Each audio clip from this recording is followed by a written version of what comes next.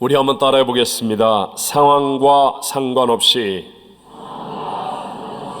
은혜를 따라 살라. 지금 우리가 잘 아는 것처럼 전 세계는 코로나 팬데믹으로 큰 혼란과 어려움 가운데 빠져 있습니다. 미국의 트럼프 대통령은 지난 금요일 국가 비상사태를 선포하였고, 어제는 자신의 트위터를 통해서 국가 기도의 날로 오늘을 선언했습니다.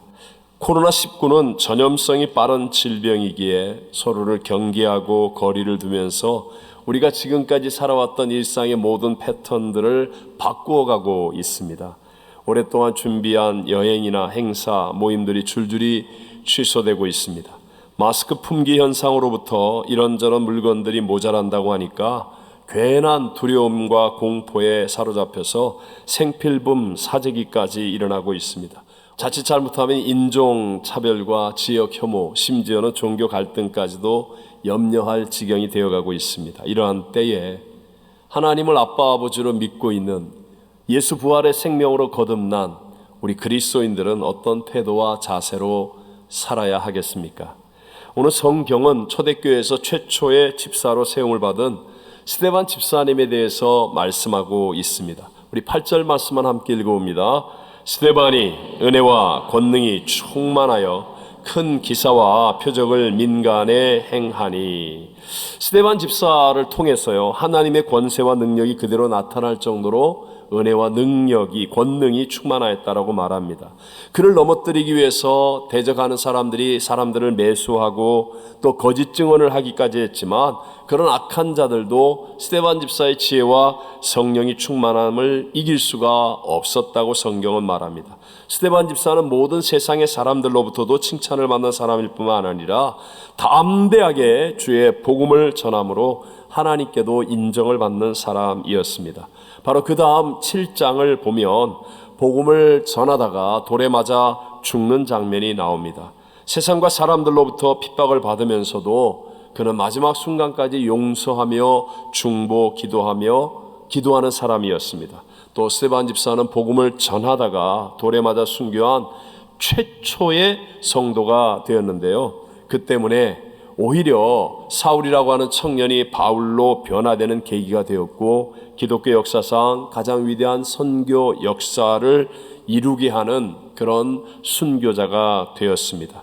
코로나19로 인해서 더 강팍해져 가고 있는 이 세상은 초대 교회의 시대와 마찬가지로 우리들의 신앙을 응원하려고 하지 않습니다. 스데반 집사를 순교케 했듯이 올바른 그리스도인들을 핍박하고 없는 죄도 뒤집어 씌우려고 하고, 때로는 하나님이 주인된 이 교회를 여론몰이로 세상의 수중에 두려고까지도 할 것입니다. 정치, 사회, 경제, 교육 등 전반의 상황이 점점 더 어려워 갈 것입니다.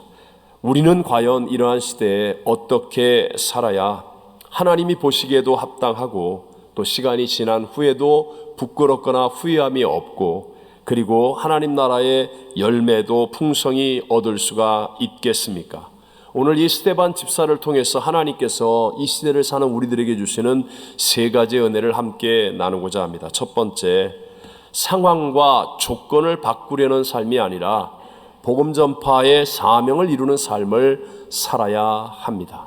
다시 한번, 무엇을 바꾸려는 삶이 아니라, 상황과 조건을 바꾸려는 삶이 아니라 무엇을 이루는 삶? 복음 전파의 사명을 이루는 삶을 살아야 한다는 것입니다. 일반적으로 세상 사람들이 이 인생을 살아가는 목적과 방법은 대부분이 상황과 조건을 좋게 변화시키기 위해서 노력하면서 살아가는 것이다라고 말할 수 있습니다. 여러분, 내가 살아가는 이 환경, 상황, 조건을 좋게 만들려고 하다 보니까 좀 더 좋은 학교를 나오려고 애를 쓰고 좋은 직장을 얻으려고 하고 좀 더 많은 돈을 벌기 위해서 지금도 이렇게 노력하고 있는 것 아닙니까? 하지만 그렇게 상황과 조건이 좋게 바뀌어지는 것만으로 우리의 인생에 진정한 만족과 기쁨이 있는 것은 아닙니다. 그러면 그럴수록 오히려 더 이기적이 될 수가 있어서 더 많은 갈등, 죄의 문제, 그리고 허무와 무의미를 느낄 수밖에 없습니다. 올해는 미국이나 한국에 중요한 선거가 있는 해인데요. 대표적으로 세상의 사람들로 대표적인 사람들이 정치인들, 이런 사람들은 늘 하는 말이 내가 상황과 조건을 더 좋게 만들 수 있다라고 말하는 것 아닙니까? 그런데 여당과 야당의 주장이, 또 진보와 보수의 이론이 점점 더 극과 극으로 갈라지고 있다는 사실을 우리는 봅니다. 그렇다면 여러분, 그들은 다 내가 하는 것이 상황과 조건을 더 좋게 하고 잘 살게 하는 것이다라고 말하는데, 그 두 방향 가운데 어느 쪽이 해답이라고 말할 수 있겠습니까? 제가 좀 미안한 얘기이긴 하지만 이런 이론가들이나 학자들의 이야기는 언제나 한쪽으로 치우치기가 쉽습니다. 그들이 보통 주장하는 그런 방법론은요, 먼저 자신들이 정답이라고 생각하고 있는 가설을 전제로 세우고, 그 다음에 이 가설에 맞는 이 주장들을 찾고 만들고 붙입니다. 그리고 이 주장이 올바르다고 세우기 위해서 다른 이론들을 반박하는 거죠. 비판하는 것이죠. 이것이 일반적으로 학문하는 방법이라고도 말합니다. 그래서 마치 정반합 원칙처럼 논쟁을 하면서 조금씩 고치고 수정하며 발전을 하게 되는 것이죠. 하지만 우리가 살아가는 이 현실은요, 그런 이론처럼 그렇게 간단하지가 않습니다. 쉽게 말해서 진보나 보수 또는 여당이나 야당이 주장하는 이 모든 것들이 이것저것 다 섞여 있는 삶이라는 것, 그러니까 어떤 주장도 100% 맞을 수가 없는 것이 우리가 살아가는 현실의 삶이라는 거죠. 쉽게 얘기하면 한쪽의 이론대로 해서 잘 될 때가 있는가 하면 어떤 때는 그것이 재앙이 될 때가 있습니다. 똑같이 했는데 좋을 때가 있고 또 반대로 나쁠 때가 있습니다. 누구는 그렇게 해서 돈을 벌기도 했는데, 누구는 똑같이 했는데 아주 안 벌리거나 아니면 쫄딱 망하는 수도 있다는 것이죠. 이것이 바로 우리 인간 삶의 한계이고 우리들의 현실의 모습이라고 말할 수 있습니다. 그러니까 결론을 얘기하면 인간의 힘으로 상황과 조건을 좋게 바꾸기 위해서 몸부림치며 사는 삶은 마치 세옹지마와 같이 결국은 헛된 삶이 되거나 빗나가는 삶이 될 수 있는 두려움 속에서 살아갈 수밖에 없다라는 것이죠. 이런 인생을 위해 하나님은 정답을 주셨습니다. 인생의 해답으로 독생자 예수님을 우리에게 구세주로 보내주셨다는 것입니다. 우리가 아무리 몸부림쳐도 해결하지 못하는 수많은 문제가 있는데 우리는 그저 상황과 조건을 바꾸려고 몸부림치며 살다 보니 인생이 허무와 무의미와 갈등과 죄악 가운데 빠지게 되는데, 이런 인생을 구원하기 위해 해답이신 독생자 예수님을 보내주셨다는 거예요. 이 말의 의미는 무엇입니까? 이제는 우리가 상황과 조건에 상관없이 길과 진리와 생명 대신 예수 그리스도와 함께하는 삶, 그 예수 그리스도를 순종하고 따르는 삶, 예수님이 주시는 사명을 위해서 살아가는 삶이 되어지면 성경에 말씀하는 것처럼 너희는 먼저 그의 나라와 그의 일을 구하라, 그리하면 이 모든 것을 너에게 더하시려고 하신 하나님의 약속이 우리의 삶 속에 이루어지게 되는 줄로 믿습니다. 오늘 본문에 나오는 스데반 집사가 전국적으로 성공적인 인생이 될 수 있었던 이유는 그의 상황과 조건을 바꾸기 위해서 노력하고 애쓰는 삶을 산 것이 아니라 예수 그리스도의 생명을 누리고 예수님과 함께하고 예수님을 따르고 예수님의 사명을 위해, 즉 복음 전파를 위해 최선을 다하는 삶을 살았기 때문에 그의 인생은 값지고 아름답고 위대한 인생을 이루어갈 수 있었다는 것입니다. 설명을 위해서 우리가 다 잘 아는 구약의 요셉을 한 번만 생각해 보십시오. 그는 그를 당황스럽게 하는 형제들의 인신매매에 의해서 멀리 애굽의 보디발 장군의 집에 노예로 팔려가지 않았습니까? 그런데 여러분, 요셉이 언제 노예에서 탈출하기 위해 땅굴을 팠다든가 노예라는 상황을 벗어나기 위해서 다른 짓을 했다든가 이런 이야기 성경에 나오는 것 없죠. 또 억울하게 누명을 쓰고 감옥에 갇히기까지 했는데 그 억울함을 풀어달라고 하나님 앞에 몸부림치며 금식하고 기도했다, 철회하고 그 일을 해결하기 위해 기도했다, 이런 내용 나오지 않습니다. 그가 비록 노예 생활을 할 때도 함께 하시는 하나님을 순종하고 하나님을 누리고 하나님과 함께 그 자리에서 최선을 다하여 형통하였다는 것입니다. 상황과 조건을 바꾸기 위해서 산 것이 아니었다는 거예요. 하나님과 함께 하면서 그에게 주셨던 하나님의 꿈, 즉 하나님의 사명을 위해서 그냥 묵묵히 걸어가는 삶을 살았다는 겁니다. 노예생활, 감옥생활 속에서도 다른 거 하지 않고 함께 하시는 하나님, 그분을 따라 순종하며 하나님의 꿈, 하나님의 사명을 이루어가는 삶을 위해 최선을 다한 하루하루를 살았다는 것입니다. 그랬더니 나머지는 하나님이 책임져 주셔서 그를 가장 빠른 시간 안에 애굽의 국무총리 2인자가 되게 하시고 그의 민족과 애굽과 열방을 구원하는 하나님의 사명을 이루는 존귀한 사람으로 만들어 주신 줄로 믿습니다. 예수님의 제자들이나 또 사도 바울이 언제 상황과 조건을 좋게 바꾸기 위해서 몸부림치며 기도하거나 애를 썼다라는 그런 내용이 나옵니까? 없다라는 거예요. 그들이 복음을 전파하다가 감옥에 들어갔습니다. 하나님의 은혜로 감옥에서 나오자마자 이제 더 좋은 상황, 더 좋은 조건이 있는 곳으로 도망친 게 아니라 정말 무식할 정도로 또 복음을 전합니다. 복음을 전하는 사명을 위해 살아갑니다.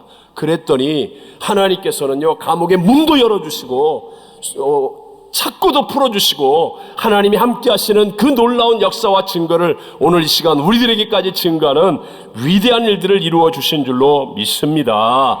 그러니까 상황과 조건을 바꾸려고 사는 인생이 아니라 함께 하시는 주님을 누리고 그 주님께 집중하고 주님을 찬양하고 주님을 따르고 주님이 주신 사명을 위해 최선을 다하는 삶을 살았더니 실수가 없으신 하나님이 나머지의 모든 것들도 이루어 주시게 되더라는 것을 우리에게 가르쳐 주는 거예요. 이게 성경적인 승리의 삶의 비결이라는 것입니다. 그런데 오늘 우리 예수 믿는 부모님들도 정말 간절히 기도하는 우리 자녀들을 위한 기도의 내용들이 무엇입니까? 보면요, 자녀들을 위해 가장 열심히 기도하는데 그저 우리 자녀가 열심히 공부해서 시험 잘 봐서 좋은 대학 들어가게 해달라고, 그래서 그냥 좋은 직장 들어가고 돈도 팍팍팍 벌고 그냥 잘 살게 해달라고. 혹시 여러분 정말 우리 자신이 기도하는 내용이 전부 다 상황과 조건 좋게 변화시키는 그 기도만 하고 있지는 않습니까? 그러니까 우리 자녀들이 우리하고는 비교할 수 없는 정말 똑똑하고 훌륭하고 멋진 자녀들이 되었는데, 그런데 그 안에 예수의 생명이 없고 사명이 없고 결국은 화려하지만 인생의 본질이 없이 텅 빈 껍데기 같이 자기 하나밖에 모르는, 그래서 더 큰 갈등과 또 더 큰 허무와 무의미 속에 몸부림치는 삶을 살아가게 만들어 놓고 있지는 않느냐 하는 것입니다. 한번 여러분 스스로에게 대답해 보십시오. 상황과 조건을 바꾸는데 제일 좋은 것이 돈이나 권력이라고 말할 수 있겠죠. 여러분은 그런 돈이나 권력을 가지고 내 마음대로 상황과 조건을 좋게 바꾸면서 사는 것을 복이라고 생각하십니까? 아니면 상황과 조건에 상관없이 풍부에 처하거나 빈곤에 처하거나 상관없이 나와 함께 하시는 주님을 느끼고 주님을 누리면서 그러면서 복음 전파의 사명을 감당하며 사는 것이 복이라고 생각하십니까? 제가 대답을 물어보면 일부 예배 때처럼 기절할 것 같아서 그래도 돈이 낫다고 그러시는 분이 계시더라고요. 그래도 권력이 낫다고. 저는 믿습니다. 예수 생명이라는 그 본질을 붙잡고 복음 전파의 사명을 감당하고 살면 하나님이 우리의 인생의 나머지를 다 합력하여 선을 이루시고 존귀하고 아름다운 스데반 집사의 영광 같은 그 은혜를 우리들에게도 허락하여 주실 줄로 믿습니다. 자, 두 번째로, 그럼 어떻게 하면 우리가 이런 예수 생명을 누리고 또 복음 전파라고 하는 사명을 붙들고 살아가는 삶이 될 수 있겠습니까? 은혜가 임하면. 다시 한번, 뭐가 임하면? 은혜가 임하면. 은혜가 임하면 우리도 그런 사람이 될 수 있다는 겁니다. 함께 오늘 본문의 배경이 되는 6장 1절을 같이 읽어보겠습니다. 그때에 제자가 더 많아졌는데 헬라파 유대인들이 자기의 과부들이 매일의 구제에 빠짐으로 히브리파 사람을 원망하니. 교회가 이 구제로 말미암아, 성장과 함께 구제로 말미암아 문제가 생겼다고 했습니다. 그래서 7 집사를 택하는 거예요. 그 문제가 생겼을 때 원망하니라고 말합니다. 문제가 생길 때 제일 나쁜 상황이 바로 이 원망하게 되는 것이죠. 고난이 힘든 이유는요, 원망할 찬스가 많아지기 때문에 그런 것입니다. 이스라엘의 1세대가 하나님의 기적 가운데 출애굽을 했음에도 불구하고 가나안에 못 들어가게 된 그 이유, 광야에서 다 죽어야 했던 그 이유도 바로 원망 때문이었습니다. 고난은 고난 그 자체가 위험한 것이 아니라 고난으로 말미암아 원망할 수 있기 때문에 위험한 것입니다. 그런데 스데반 집사는 그런 원망이 가득한 교회 안의 구제 문제를 잘 해결하는 사람이 되었습니다. 뿐만이 아니라 그보다도 더 큰 순교의 위기와 어려움과 문제 가운데서도 전혀 원망하지 않고 놀라운 모습을 우리에게 보여줍니다. 15절 말씀 같이 읽어보겠습니다. 공회 중에 앉은 사람들이 다 스데반을 주목하여 보니 그 얼굴이 천사의 얼굴과 같더라. 아멘. 아멘. 여러분 보세요. 이게 무슨 죽어야 되는 그런 어려운 상황이 있는데도 불구하고 그 얼굴이 천사의 얼굴과 같이 빛이 날 정도가 되었다는 거예요. 이유는 딱 하나, 하나님의 은혜가 그에게 있었기 때문에. 얼굴하고 가장 가까운 것이 바로 우리의 속사람입니다. 얼굴이 변화되었다는 이야기는 속사람이 변화되었다는 것이고요. 얼굴이 천사의 얼굴과 같이 빛이 났다고 하는 것은 속사람 속에 하나님의 은혜가 임하여 있다라는 것을 우리에게 증거하는 것입니다. 잠언 15장 13절에 이렇게 말씀하죠. 마음의 즐거움은 얼굴을 빛나게 하여도 마음의 근심은 심령을 상하게 하느니라. 여러분 얼굴의 표정, 칼라, 심지어는 주름, 이런 것들조차도 우리의 속을 다 드러내 보여주는 거 아니에요? 환한 얼굴을 지금 하고 있는 사람이 있다면 그 속에 즐거움이 있기 때문이고, 지금 뻣뻣한 얼굴을 하고 있다면 지금 그 사람의 속에 긴장과 교만이 있기 때문이고, 지금 얼굴이 울그락푸르락 하는 분이 있다면 그 안에 분노가 있는 것 아니겠습니까? 우린 다 알 수 있죠. 이 얼굴을 빛나게 하는, 천사의 얼굴과 같이 빛나게 하는 원동력은 오직 하나입니다. 바로 하나님의 은혜인 줄로 믿습니다. 성경에서 여러 번 나오지만 얼굴에 빛이 났던 대표적인 사람이 바로 모세인데요. 모세는 하나님의 말씀 십계명을 받기 위해 오랫동안 시내산에서 대면하며 지내고 내려왔을 때 얼굴에서 광채가 났다고 말합니다. 자신은 몰랐는데 광채가 납니다. 한번 성경 보겠습니다. 출애굽기 34장 29절 시작. 모세가 그 증거의 두 판을 모세의 손에 내려오니 그 산에서 내려올 때에 모세는 자기가 여호와와 말하였으므로 말미암아 얼굴 피부에 광채가 나나 깨닫지 못하였더라. 아멘. 아멘. 하나님의 은혜가 있으니까 얼굴에서 광채가 나는데 자기는 깨닫지 못하였다라고 말합니다. 여러분, 우리는 지금 코로나가 주고 있는 두려움이 얼굴에 나오고 있습니까? 아니면 하나님을 만난 예배자로 얼굴에서 하나님의 천사 같은 광채가 나오는 사람이겠습니까?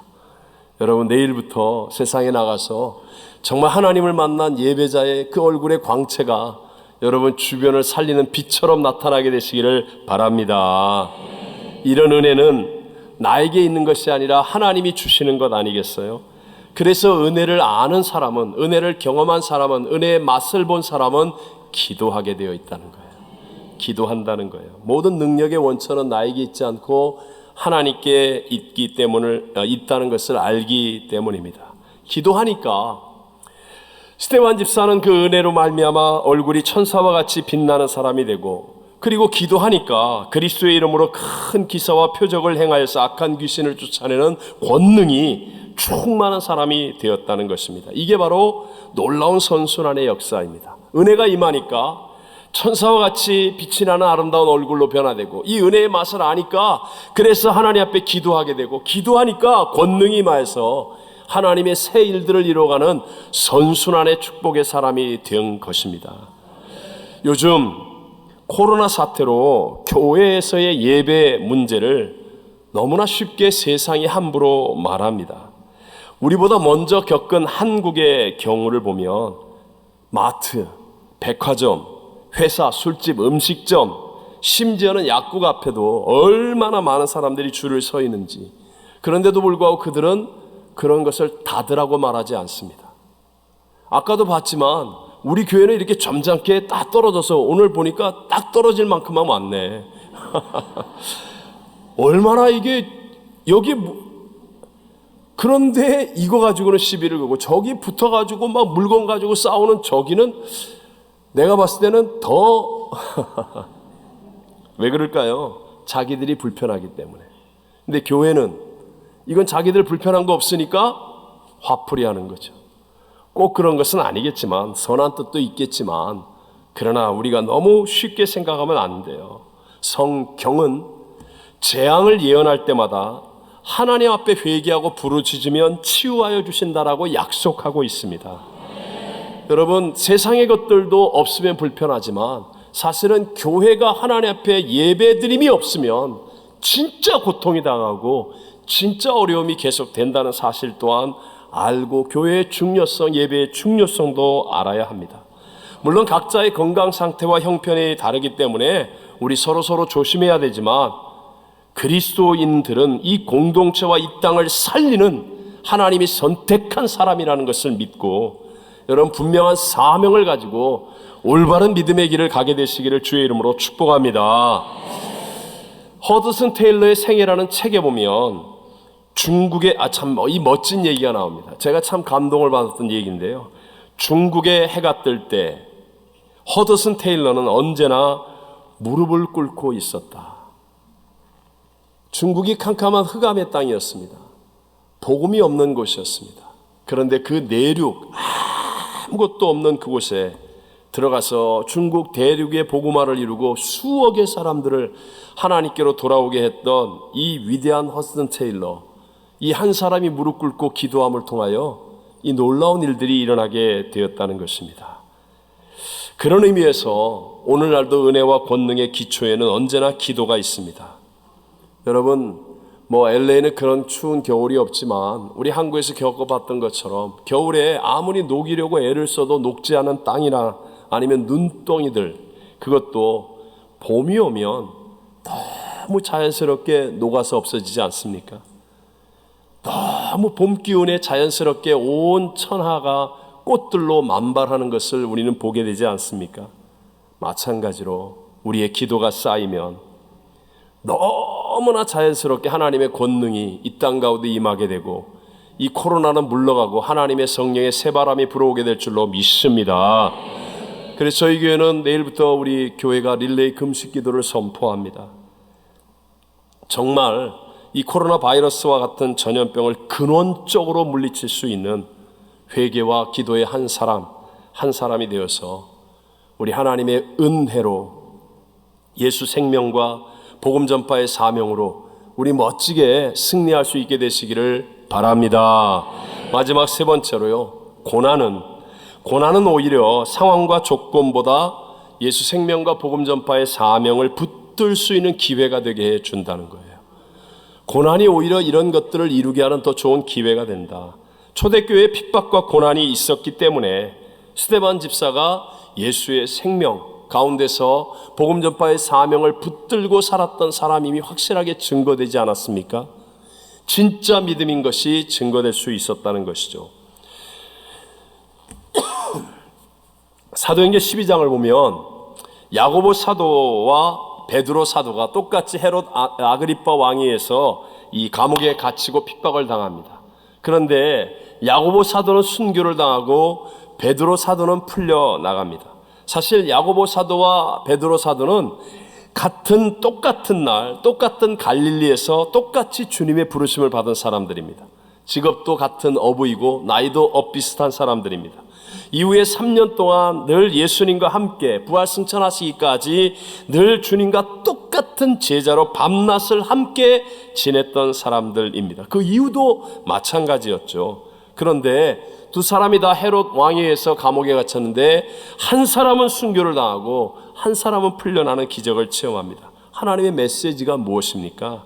예수, 즉 사망도 이기고 부활하신 주님을 인생의 최고의 가치, 나의 주인으로 받아들이면 이 세상에서 사는 거나 죽는 거나 다 은혜의 일이 될 수 있다는 것입니다. 여러분 믿게 되시기를 바랍니다.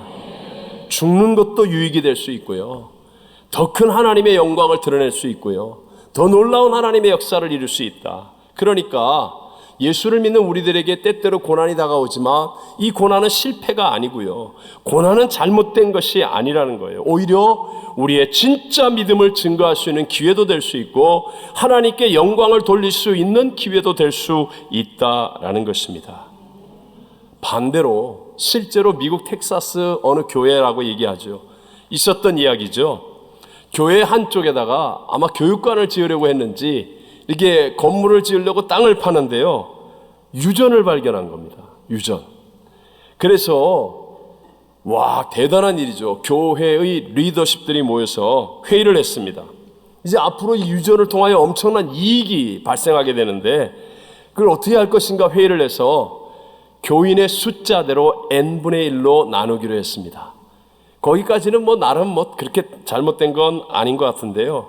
문제는 그 다음부터 생기기 시작합니다.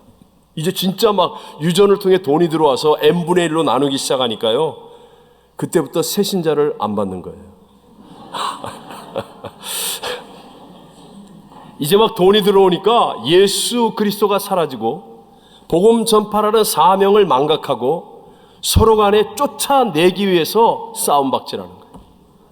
서로 흠을 잡고 n분의 1을 줄이기 위해. 한국에서도 교회가 이제 땅을 사서 이렇게 했는데 갑자기 그 지역이 바뀌어서 교회 땅값이 그냥 오르는 경우가 종종 있잖아요.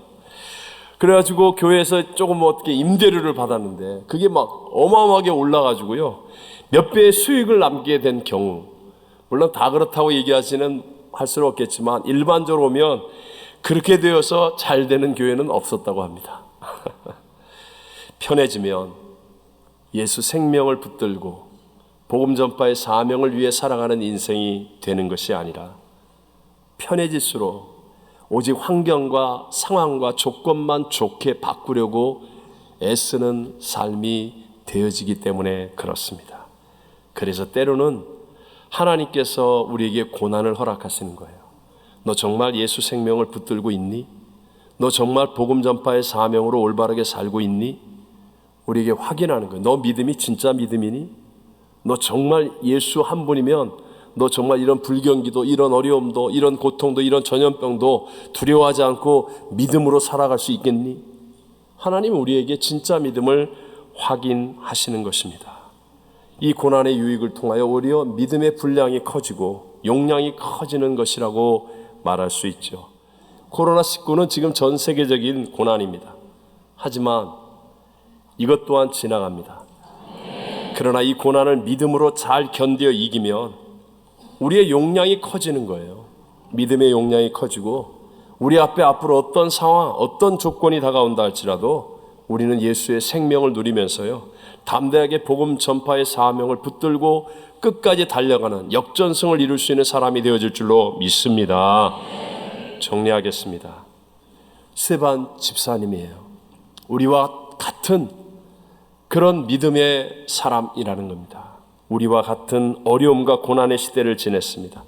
근데 이분은 상황과 조건을 바꾸려고 살아가는 삶이 아니라 예수님을 누리고 예수님을 따르고 예수님과 함께 복음 전파의 사명을 위해서 최선을 다하는 삶을 살았습니다. 그것은 하나님의 은혜가 임할 때 가능한 일이기 때문에요, 우린 정말 기도에 힘쓰는 사람이 되어져야 합니다. 그리고 우리 앞에 다가온 이 고난을 통해 하나님이 우리의 믿음의 용량을 더 크게 하시고 계시기 때문에 우리가 이것을 믿음으로 견뎌내어 더 진짜 예수의 생명의 사람, 그리고 복음 전파의 사명을 이루어가는 더 큰 복을 누리는 저와 여러분이 되시기를 주의 이름으로 축원합니다.